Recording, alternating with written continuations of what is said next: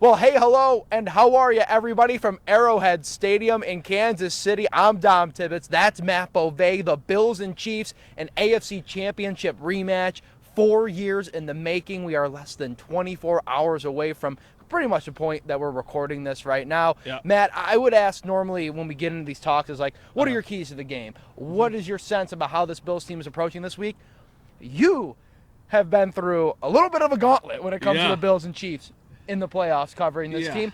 What is your vibe? I want to start with that. Well, it's funny because I was actually having a conversation on the phone with my mom about this, and she said it felt different than the last time they were in the AFC Championship, and I agree. I feel like there's much more pressure on this Bills team to get the job done than Josh Allen is still 24. They are right at the beginning of kind of this wave where they're becoming a legitimate contender in the NFL, and it felt like, okay, well, if you lose this game, let's see how you stack up compared to the class of the NFL, but you'll get back there. It took longer for them to get back there than I think we thought when they lost that game 4 years ago. So I feel like a lot of the fan base is nervous because they know what is at stake. It's not just an AFC Championship. It's an AFC Championship against a team that has bullied you in the playoffs. It's been the one thing that's held you back from getting to where you're trying to go. But I like the matchup for the Bills. I think there are ways that the Bills can win this game. And, of course, right, they're the two best teams, in my opinion, in the entire NFL. So I understand, like, it's going to be a close game. It's going to probably come down to the wire. But I do think there are some favorable matchups where the Bills should be able to have success. I said it a lot last week, where I was 50-50 on the Bills and the Ravens matchup. But I have said it from even when I was talking about that game. I felt even last week, I was like, if the Bills can get by Baltimore, I feel good about their chances against this Kansas City team. Because if not this year, when is it going to be? You talk about those matchups we can get into. I feel like this is the best Bills roster we've seen that can stack up against them. I mean, they showed it a month and a half ago that they could get the job done here. So obviously it comes to a lot of things that have to happen, which we're going to get to, Matt. So with that being said, is there an overarching, like, one key, one theme that the Bills have to do to get a win? I want to, yes, I'll get there. But I a little bit disagree with something you said, where you said that you think it's the best roster the Bills have had. I don't think it's the best roster the Bills have had. But I matched up against Kansas City? No, I think, like, they've had more talented rosters. I just think that maybe the competition was greater, or I like this coaching staff better than some of the coaching staffs they've had in the years past, which kind of transitions us into what I think they need to do. Fair enough. They need to possess the ball, and they need to control pace of play in this game. I do not want to see them veer away from what they have been doing all year. And I know at times you're going to need Josh Allen to put on the cape and go be Superman. But this does not need to be the game script that it was for the 13-second game. I think they should be running the ball with James Cook. I think their best defense is keeping Patrick Mahomes off the field on the other sideline. And I think they're going to be able to have success doing that. And a reason why, this is, to your point, absolutely the best offensive line that this team has had in this era. That is unquestionably true. So I think they're going to have success running behind those guys. And then if you get in a situation where it's 3rd and 7, it's 3rd and 8. Right. If they play man coverage, that's when Josh needs to run. And at this point, he's going to. So I think the big key to me, at least for the Bills offense, is run, run, run. I'm not saying you need Josh to have 150 yards, but I think that if you have James Cook flirting around 100, you're going to really like your chances of winning this game. And not to mention, too, you have the complimentary backfield that is Ray Davis and Ty Johnson out of the pass game, too. So it works there. I just feel for this Bills offense, the key for me, and you kind of brought it up, too, is you felt like when the Bills came up short, and whether that's against Kansas City or the playoffs have passed when they got down early to the Bengals a few years ago, you put Josh in the mode where he has to do everything too early, then it becomes predictable. And then, you know, this is a team where if you're going to go shootout for shootout, mano-a-mano, I mean, the Chiefs have proven time and time again, not just against the Bills, but against other teams in the NFL, they can do that. And they also have a good secondary, the Chiefs, right? They've got Trent McDuffie. They've got Jalen Watson. Jalen Watson didn't play when the Bills played them earlier in the season. So it's not like that's an area where I think the Bills, they'll be able to have success and they'll be able to have some spot plays that they should be able to hit on. But what I think the Bills need to do is I think they need to run the ball, and I also think they need to utilize their tight ends. And that's something we've talked about really all season. I don't think it's going to be like a, oh my gosh, Dalton Kincaid all of a sudden is getting 8 or 9 targets. Could you imagine if it was, though? This is the game, right? But I do think that is one one of the areas where this defense with Kansas City is at least a little bit susceptible to giving up some plays. They've got good linebackers, but those are matchups you would think the Bills should be able to win. The Chiefs are so good defensively because their pass rush is relentless. But when you have an offensive line like the Bills, we heard the same thing about the Broncos, right? And then the Ravens have the best run defense in the NFL. Right. And the Bills were able to have success against Denver and then a little bit of success against Baltimore. Right. So I feel like comparatively so, this defense is probably a little bit closer to Denver's defense. Yeah. So you just kind of got to pick your shots, pick your poison, and I think the Bills will be content doing that. I also think this is the difference with the defensive line of these other teams the Bills have gone up against when you're looking at it from the perspective of like a Spencer Brown or a Deion Dawkins is there was like question. Like they hadn't gone up against the Ravens all that much in the past. I mean, this is going to be the 9th time last 5 years the Bills had to go against the Chiefs. Like, there was a little bit of that chip on your shoulder, like, hey, don't take away from, like, what we've done this year and disrespect us and say, like, hey, for as good as the Broncos pass rush is, that's going to give us troubles. This is a team they're familiar with. And, I mean, and Deion and Spencer have talked about it this week where they know Chris Jones is a game wrecker. Yeah, and I was like, that's, like, that is, I feel like, a moment where you kind of know, like, hey, this isn't a chip on your shoulder game. Yeah. You got to just flat out take care of your business. I mean, Chris Jones single-handedly made a play in the last playoff loss to the Chiefs that I think changed the game. You look at the way that game ended, and Tyler Bass misses that field goal that would have tied it.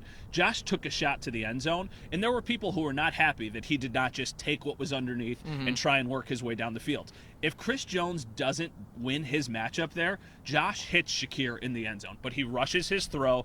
Chris Jones gets in there, and then all of a sudden it's an incomplete pass. Yep. He can absolutely take over a game. He is probably, defensively, besides maybe Pat Surtain, the best singular defensive player they will go up against at this point into the playoffs. Yeah. So you can't let him take over the game. And if you're going to run, you know, Ben Solak was talking about this from ESPN. I was listening to his podcast. Just run away from him. Easier said than done, right? But if Chris Jones is lined up on the left side, run to the right. If he's on the right side, and what's interesting, a lot of audibles at the line of scrimmage. What they do with him is on passing downs, they sometimes put him on the edge, which is interesting. So then you've got him and Karlaftis, but I do think Karlaftis could be a winnable matchup if you were running at him. And then obviously, you know, it's not like the Bills' interior run game is something that they super lean on. But, you know, we'll see a lot of pulls. We'll see a lot of unique stuff from Cromer in the offensive line. And I think that could lead to some success. I mean, either way, Joe Brady's going to have to be in his bag, right? I mean, and you have Josh Allen. The Bills' offense, I think they know who you are. And to their point, if it is, it's like that old saying, if it ain't broke, don't fix it. Yeah. I'm not necessarily saying you stick to the routine, but you don't sway too much. Defensively, though, the Bills got away from some similarities or kind of tendencies they've done to have to go against the Ravens. I feel like, again, the familiarity, you stick to what has worked here. The best thing I feel like for the Bills defense, which is going to have an insane test again. I mean, it's a Patrick Mahomes, Travis Kelce offense-led Chief with Andy Reid, right? Terrell Bernard, Matt Milano, Taron Johnson. Three of your biggest playmakers are all healthy, right? Yeah. The question, obviously, is your safety. You have a rookie safety in Cole Bishop match with DeMar Hamlin, who's going to have to make plays. And I don't think this is a situation we talked about in the Denver game where, like, hey, the defense should just play their thing. They don't have to worry about forcing any turnovers. They kind of just be stout. To me, I don't see how the Bills win this game defensively without getting some sort of takeaway. So it's tough for me to see it. Well, I wouldn't count on a takeaway because the Chiefs have protected the ball very, so very well. Tough. The thing for me is the Bills need to win this game at the defensive line because Cole Bishop, I don't want to say he's going to be. He's not. I don't know if he's going to be a liability. They're going to take shots at him. They are going to try, as all 31 other teams would do in that situation. They are going to try and hit a shot to Xavier Worthy or to Hollywood Brown or something deep over the top. You need the defensive line to get home before that can happen.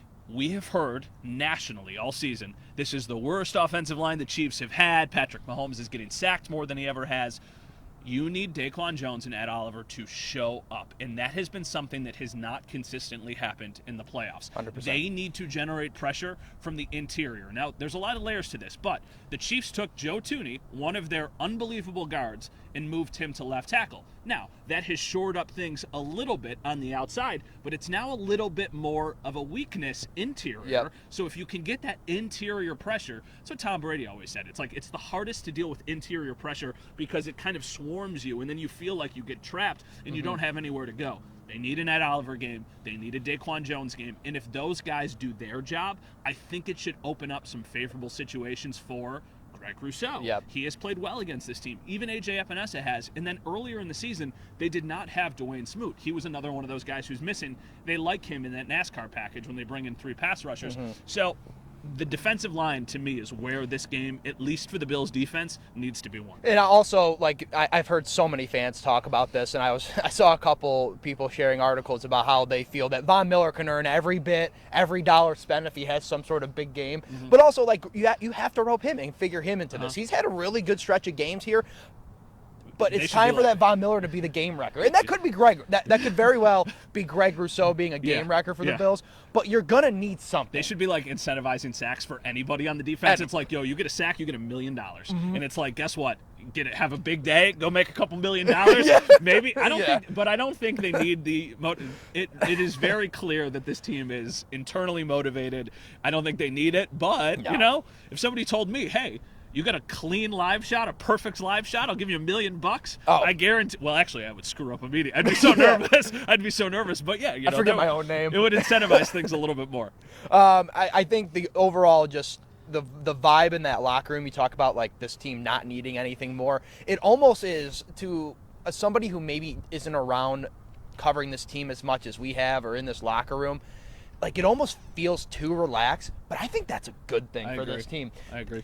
You've been in this situation before. You have been, not this chip on the shoulder, but you've under-exceeded your expectations here. You kind of already know what's at stake here. You know what's in line if you win this game. And I like the way the team has approached it all week. So that's given me, again, the confidence that I don't know if you feel good or not about if you are confident in the Bills going into this game. But the locker room should have fans and pretty much anybody who's polling for the Bills nationally who isn't a Bills fan that just wants to see the Chiefs lose, that should have you feeling good. Do you want to do predictions to end this? Do you feel comfortable? Because this could end poorly. I mean, I already did on leading the charge Thursday night. Okay, so I didn't give a prediction. You can start. All right. Or if you want, I can start. But I'll let you decide. We also talked with our friend Mackenzie from our sister station here in Kansas City. We did a thing yesterday where I also gave a prediction too because they asked me and her to give predictions. So I will go 30-27. Buffalo Bills. Wow. You took the number right out of my head. I was going to basically do the exact same thing. I mean, smart minds, think alike. I'm going to go a little differently. I'm going to go 31-30 Bills. Tyler Bass kick at the end to win it. Oh, you're a sicko. Redemption. You're a sicko. That's my guess. 31-30 Bills. The thing I'm a little bit, you wince when you say it because I have been here for multiple Chiefs playoff games, and usually we're doing stuff with our sister stations or we're doing shows or whatever it is, and I've predicted the Bills to win those games, and it hasn't gone well. So maybe I'm just supposed to say, they're going to get blown out 35-10. But the thing that I keep going back to is all year we've heard about how this team is different, and I feel like now they have a chance to prove that they are different. So that is us from Arrowhead Stadium. I also have never, I want to just quickly add too, for those of you who are at home, are like, oh my God, Matt and Dom, what are you doing, jinxing this? The Bills have never seen me at Arrowhead. Yeah. And the Chiefs have never had me on the sideline at Arrowhead. Yeah. Maybe that's what turns their luck around. And if that's an incentive Brandon Beane wants to talk to me about, I'll gladly have that conversation. I think somebody needs to let Patrick Mahomes know, hey, Dom Tibbetts is on the sideline today. There's a little extra pressure. Don't mess up. So we'll see. Maybe Dom's the good luck charm. For Dom, I am Matt. Thank you so much for watching. Try and enjoy the weekend. I know it's probably going to be incredibly stressful for most of you, but we will talk to you guys again after the AFC Championship, where one of two things has happened. Either the season has ended or the Bills are going to the Super Bowl. What a game.